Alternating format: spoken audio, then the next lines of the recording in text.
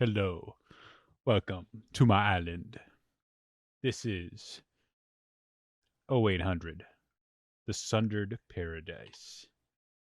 Let's go in and explore. I'm David. Uh, I'm going to give you a little tour of my base as I start here on the Digital Rian server. We're just about to end week 2, go into week 3. I wanted to show you what I've got here. This is the sort of humble beginnings of a starter base. So, guess I'd go over these what we got here. Food farm, melons, pumpkins, pretty standard. This is an actual sort of contraption. This is the cow crusher. Pretty standard design since on the server we started on a mushroom island. They're filled with mushrooms instead.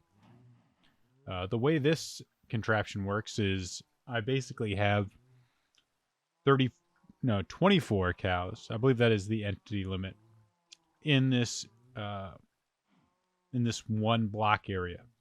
So once you have there's a certain limit of entities, which is like mobs or something like a minecart, can only a certain number can occupy a space. And once you go over that limit, the entity then takes damage, and I don't know if it like suffocates or just instantly dies. It's something like that. So let's see if I've got. I just fed them, so I don't know if I can be able to. Not that long ago, but let's see if I can feed them. Kind of show you how this works. It's the thing is it will once I feed them, they feed them this wheat, they reproduce, and a little cow comes out, and at that point they go over the mob limit or the entity limit, and then one of the adult cows is killed by entity cramming, is what they call it. So that's all right. You can breed them, and then you can hear one of them dying. We'll keep on feeding them. These adult cows will die. They will drop. It looks like there we go. So they will drop the meat and leather. I've got basically a hopper going into this chest. There's water. In this case, I have a dispenser with a water bucket. You don't need that. You can just put water there. It requires no redstone at all, which makes it a really great starter farm. And this provides with raw beef. You cook it up. It's one of the best food sources in the game. And of course, leather is another critical resource for books, bookshelves, which are used for enchanting. Another very powerful mechanic in this game. This is a little setup I have. This is a composter, a chest into a hopper, into a composter, another hopper, into a chest. And it's just like an automated way of getting bone meal. Like with this wheat farm, I have a lot of seeds left over that I don't need, and I'll just stick in there. Or if I get some poppies from the iron farm, too many, I can throw that in there, and produces a little extra bone meal. So maybe a little extra stacks, which is kind of nice for other projects. Right here, I have some bees. This one is set up with bottles, so it produces honey bottles, which can be crafted into honey blocks. And if you don't know, this crafting recipe book is actually really nice. If you guys aren't familiar with it, just really great for any sort of crafting recipes really quickly. Like if I want to make a composter, I don't need to worry about putting everything in here to you, which isn't too bad, but it's really nice, especially with something like watermelons.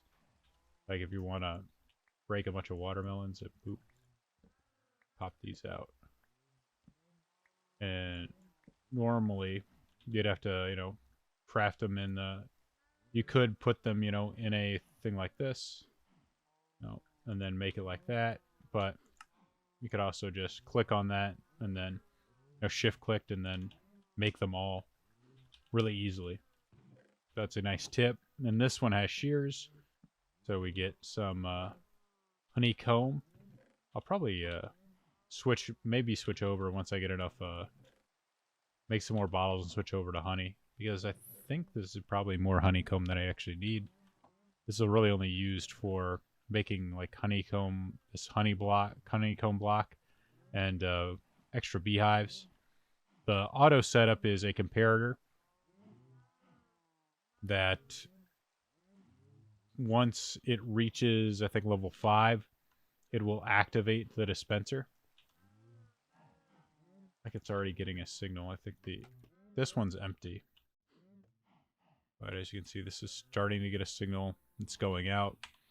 Once it reaches a high enough level, when this fills up, it will activate the dispenser, which will shear the honeycomb or the beehive, and then it will be dispensed into the chest. I don't know a new way to automate it. Like over here with the tree farm, if you put flowers next to oak or birch, there's a random chance that it'll have a beehive when it grows into a tree. So it's a good way to like get bees while you're doing your tree farm. This, of course, is the standard, really standard sort of tree farm where I'm just planting them in the ground. Got some spruce here too. Want to get some spruce plants. I did have some birch here earlier, but I switched out. I haven't been using birch for much. I kind of like with the palette I'm using, having like a darker spruce plank, I think will be nice for like some accents. I also like the trapdoors, look really great. This is just your standard tree farm over here. Got the breeder. This is my first time making it. I got it from a Shulkercraft video, which I think the Shulkercraft got it from somebody else, but this has worked out really well. I mean, as you can see, it works really good. Plenty of extra villagers, and it's got a great setup like this where you can just dispense these mine carts, and it's hooked up right up to my trading hall at the moment, which I'll kind of go to later. Oops, this is the wrong one. That worked fantastic. I actually converted these 2 villagers from zombies. That was a pain in the butt to get 2 zombie villagers to spawn and then capture them and then convert them. But it was worth it in the end. I think it was actually kind of a little harder than just finding a village and taking 2. But I wanted a little bit of a challenge, so this is kind of like an island. Nothing else is here, so I made my own village. In a sense, this is the iron farm. Obviously, a must-have for most Minecrafters. I want to scale up, especially if you want to do automatic farms. Iron is required for hoppers, mine carts, rails, a lot of different things. So, and pistons too. So like a ton of automated stuff requires iron. This is a compact design. Again, I think I got this off a Shulkercraft video, which made the tutorial based off someone else's design. This is that. I'm really actually especially proud of the. This is a dropper clock on the side that I made. This is my first time. Oh wait, I can't place it on there, can I?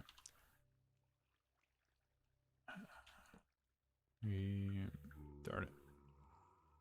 Maybe I could. I'll show it to you. I'll have to place it. Block on the side.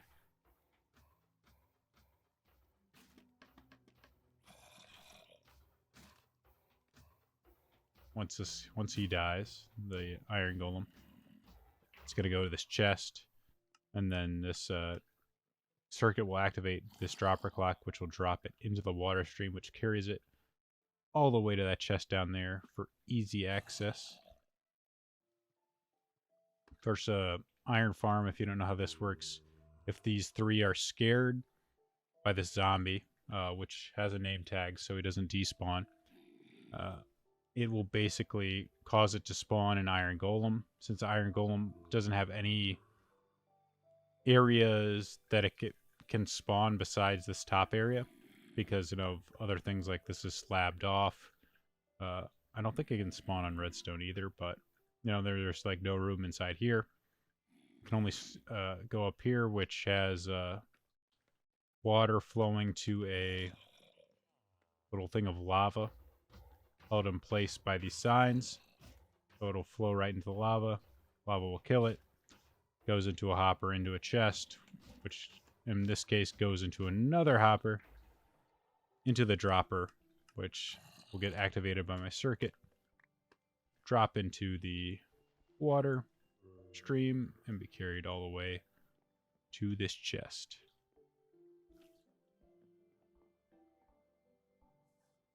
Very cool. It's my first time using water streams. I definitely want to use it more. And I also want to set up, because I kind of I'm going with like sort of like a mine shaft, like, cliffside mining camp type of look. It's kind of what I want this theme to be. I definitely want to use some like minecart transport systems for the items.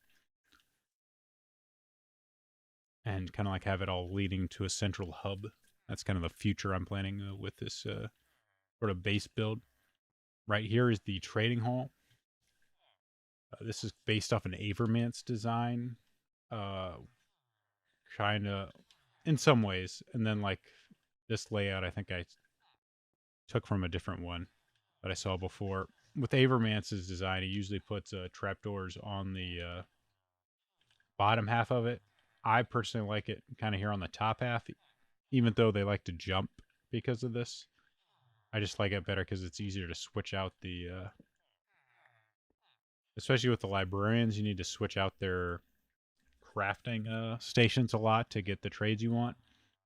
And because of the setup, it's easier to move in and take them, because sometimes they'll pop off and fly right towards the back. And that's a pain to go and retrieve it if you have that trapdoor in the way. So in this trading hall, I have a lot of librarians right now, not as much for the emerald generation, which might be a mistake on my part, but I just decided I want the books that I want. We got Fortune 3, Infinity, also great, but main thing, Mending, and Breaking 3. These two, I think, are the best enchantments you can get because they're used on every single bit of armor.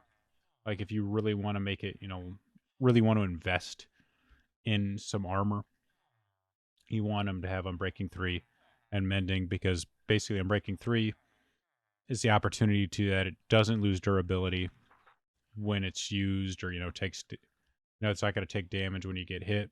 There's a chance, which makes it last a lot longer. Mending, when you gain XP, the weapon in your hand or offhand, weapon or tool, as well as your armor, has a chance to regain durability.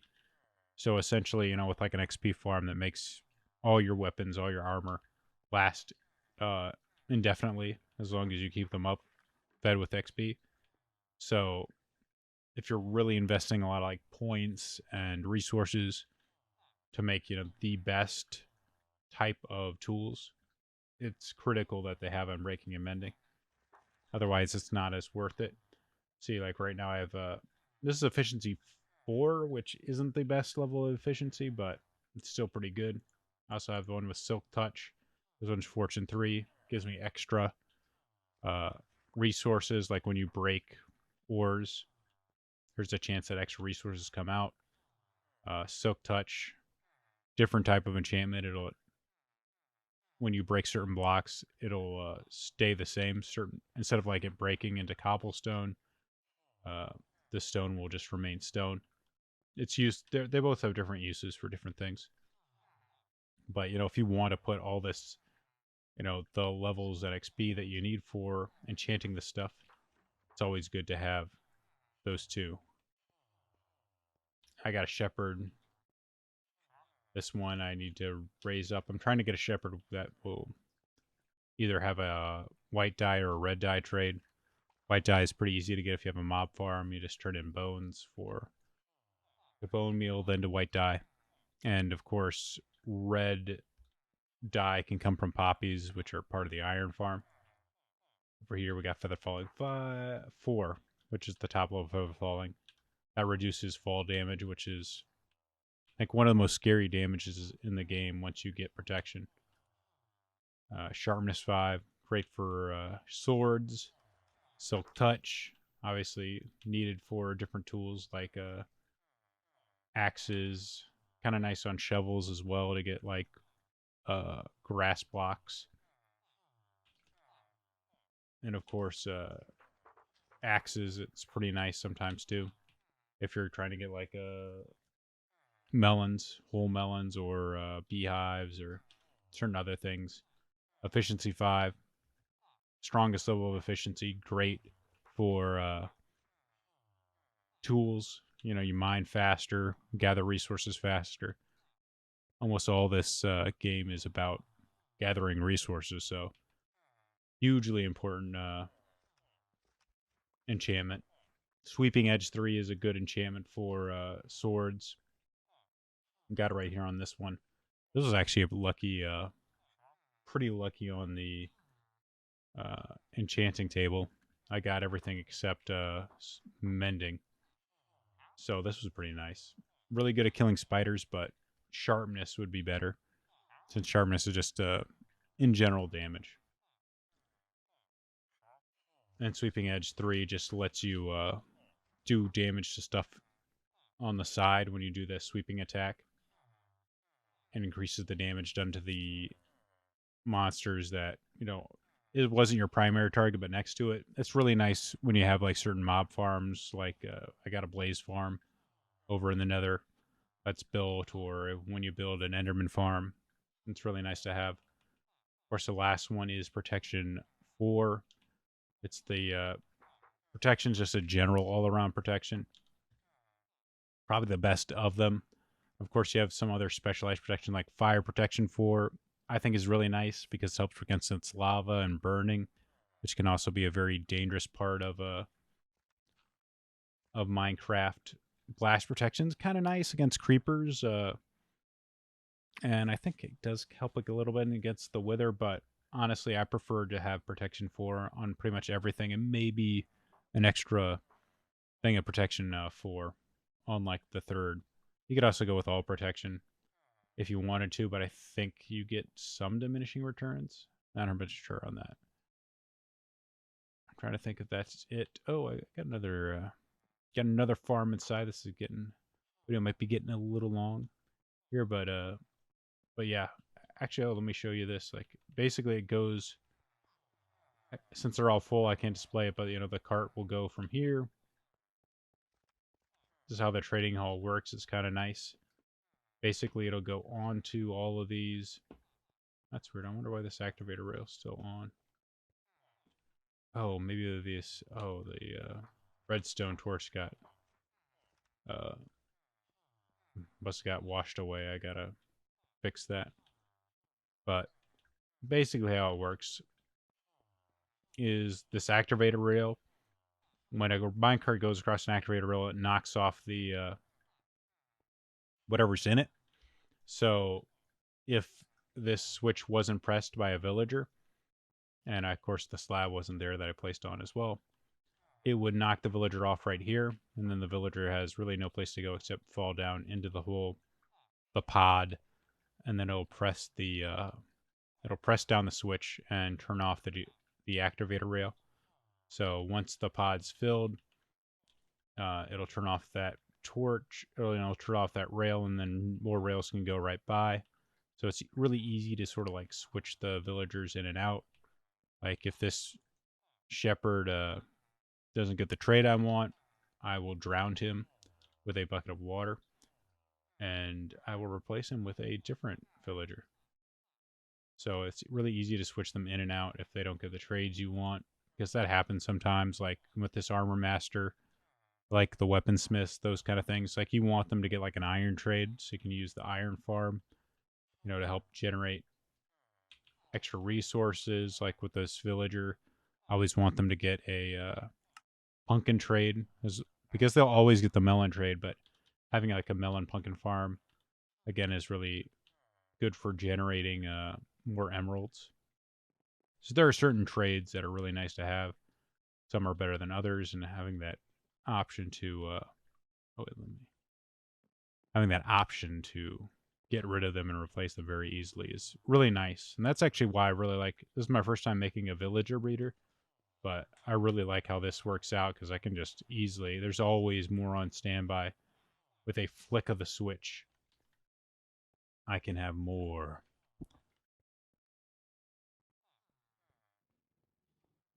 Over here is just a standard wool farm. Basically, it's sheep in a few pods. This is actually really easy to make. The dispensers themselves are full of shears. There's an observer right below this, and when this grass regrows, the sheep will eat the grass and regrow its wool, which will immediately, once that grass is eaten, it will trigger the observer, which will activate the dispenser, which will shear the sheep. And right down here, we've got, even with 4 of these things, it works pretty well. I have no idea where that went. So it works pretty nice. Like, I could expand this if I wanted a bigger wool production, but at the moment, don't really need it. This is going pretty well, so that helps generate some white wool, which I can use to trade for emeralds, or, I can use as a building block. You can also dye them. You can turn it off. Like, I get rid of this redstone just for a bit. It'll regrow its wool, and then I can dye it to a different color if I want different colored wool for building different things. That is basically it for the tour of the base. As far as the farms I have going, now I've got, more plans to expand to some other auto farms like melons and pumpkins. Want to make a mob farm, probably going to build it like right over there in that island. You want it close enough so like when I'm doing stuff on the island, it'll be close enough that it's active. Because if you're too many chunks, this game basically loads chunks, which let's see if I hit F3 and G. You can show the chunk borders, but if you're a certain number of blocks away, the chunks will go inactive and nothing will be produced. Like if I were to move far enough away from this iron farm, it wouldn't produce any iron. Or if I was to move, away from this farm, it wouldn't grow like while I was gone because those chunks aren't active, so nothing happens. And this is kind of critical for the game not to lag like crazy. It'd just be like too much memory because this thing can generate like gigantic infinite worlds essentially. And if you're at the point where it's trying to keep everything loaded, it just can't do it. And there's ways around it. There's like chunk loaders or like ways to keep chunks loaded. I don't know enough about it to tell you like how you could do it. But if you look it up on YouTube, there's plenty of ways to do. But that is it for the base. Hopefully I'll make some more content on it, as I build up more. But like right now, this is, like I said, week 2 is about to end. It's sort of like a snapshot of what it is right now. Got my nice little house. Very humble, small house here. A little bit of storage, bed. Try to do a little bit of decoration. Design, interior design, exterior design, making stuff look pretty is not my strong point as far as Minecraft goes. So I'm trying to get a little better at that. So, I'm making an effort to make this look, a little nice. So hopefully I'm able to do that. That's kind of one of my other goals is really make like a cohesive looking style of base and, build it out to, look decent. So guys, that's it. I think it's time for me to turn in. Hope you enjoyed the video. And hopefully we'll see you again on the Digital Rian SMP for another Minecraft video. Good night.